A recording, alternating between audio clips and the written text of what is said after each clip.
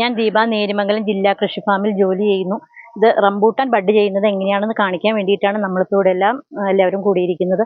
ഇത് റംബൂട്ടാൻ്റെ ഒരു root stock, അത് ഒരു തൈയാണ്. സാധാരണ ഒരു റംബൂട്ടാൻ്റെ കുരു എടുത്ത് ഇങ്ങനെയുള്ള കവറുകളിൽ പാകി ഏകദേശം തൈ ഇത്രയാകുമ്പോഴാണ് നമ്മൾ ബഡ് ചെയ്യുന്നത്. ഇത് ബഡ് ചെയ്യുമ്പോൾ എന്ന് വെച്ചിട്ടുണ്ടെങ്കിൽ ഇത് നമുക്ക് തൈയിൽ നിന്നും ഒരു ചാൺ പൊക്കത്തിൽ 1 ഇഞ്ചോളം ഇതിൻ്റെ തൊലി കളഞ്ഞിട്ട് ഇതിൽ നല്ല വെറൈറ്റി, അതായത് ഫലഭൂയിഷ്ഠമായ നല്ല തൈകളിൽ നിന്നും ഇങ്ങനെ ബഡ് എടുത്തിട്ട് ആ ബഡാണ് നമ്മൾ ഇതിനകത്ത് വെച്ച് കെട്ടി ചെയ്യുന്നത്. ഇതിൻ്റെ അകത്ത് N18, E35, സീസർ പോലുള്ള എല്ലാ വെറൈറ്റികളും നമ്മുടെ നേരിമംഗലം ജില്ലാ കൃഷി ഫാമിൽ ലഭ്യമാണ്. അതുമാത്രമല്ല, ഇതിനകത്തെ തൈകൾ എന്ന് വെച്ചിട്ടുണ്ടെങ്കിൽ നമ്മുടെ ഇവിടുത്തെ തൈകൾ വളരെ പ്രചാരത്തിലുള്ള തൈകളാണ്. ഒരുപാട് സെയിൽ നടക്കുന്നുണ്ട്. പോരാത്തതിന് ഇവിടെ എല്ലാ ഐറ്റംസ് വേറെ ഉണ്ട്.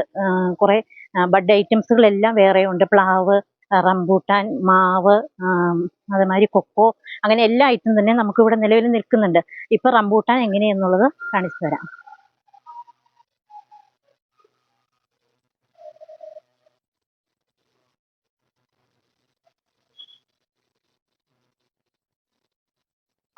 ഇത് ഏകദേശം 1 ഇഞ്ച് നീളത്തിനോളം അതിൽ ഇതിൻ്റെ റംബൂട്ടാൻ്റെ തൊലി കളഞ്ഞ് നിർത്തിയേക്കുന്ന റൂട്ട് സ്റ്റോക്കാണ്.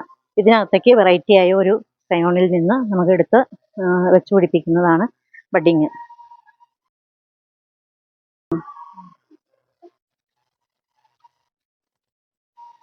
ഇതാണ് ഇതിനകത്ത് ബഡ് എന്ന് പറയുന്നത്.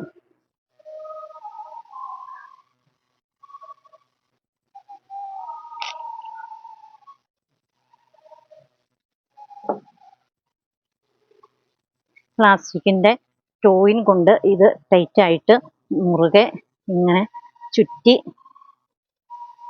നമ്മൾ കെട്ടിക്കൊടുക്കുന്നു.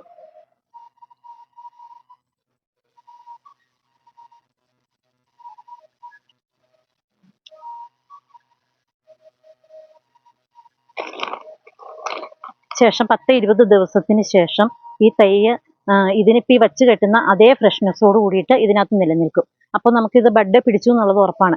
അതോടുകൂടി ഈ ടോയിൻ നമുക്ക് അഴിച്ചു മാറ്റുകയും ശേഷം ഇതിൻ്റെ മുകളിലേക്കുള്ള ഈ കമ്പ് വെട്ടിക്കളയുകയും ചെയ്തിട്ട് ഇതിനെ തണലത്ത് വെച്ച് ശരിക്കും സംരക്ഷിച്ച് ഇതുമാതിരിയുള്ള ചേമ്പറുകളിൽ വെച്ചിട്ടാണ് ഇത് സംരക്ഷിക്കുന്നത്. അന്നേരം ഇതിന് പൊടി മുള വരും. പിന്നീട് നല്ല തൈകളായിട്ട് സെയിൽസ് കൗണ്ടർ വഴി ഇത് വിറ്റുപോകുന്നു.